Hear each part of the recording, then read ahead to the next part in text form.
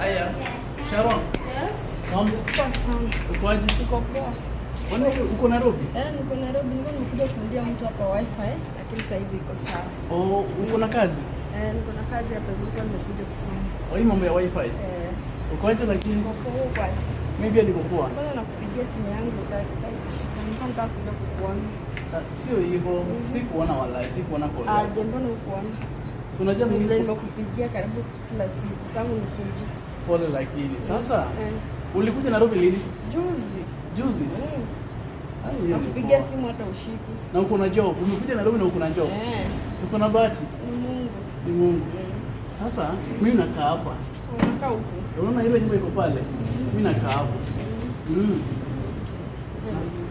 Na sasa si tuingie ndani ukunywe hata juice. Siwezi ingia kwako na tabia yako mbaya. Siwezi jaribu. Tabia yangu mbaya? Kuna tabia sana. Kwa sababu hata naweza kupigia simu yangu na ushiki. Wallahi usiniongee ile garage. Ni vile siko nimeona. Maji nishiki simu yangu. Nimekupigia tangu nikuja ushiki simu yangu. Alafu sasa unaniambia tuende kwa nyumba. Si tuende tuone vile nyumba iko. Si leo, niko na haraka. Niko na haraka. Kuna kitu naenda kushughulikia. So hautaingia? Si leo. Na sasa tabia yangu mbaya gani unaongelea sasa? Kuna tabia sana. Tutaongea kwa simu. Kwa simu. Namba yangu. Si ile tu moja ama ulibadilisha? Nilichange. Sawa. Lakini sasa umenikasirikia sasa itakuwa. Tutaongea tu kwa simu. So hautaingia kwa nyumba? Si leo.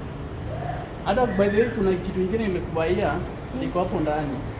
So umefanya poa. I was planning to call you. So tufanye aje? Kuna nguo nilikubaia because I was planning to come home in the village nikuletee hiyo nguo. So since you are here, situingie tu alafu ubebe uende nayo. Sawa sawa. Uko poa lakini? Uko poa. Okay.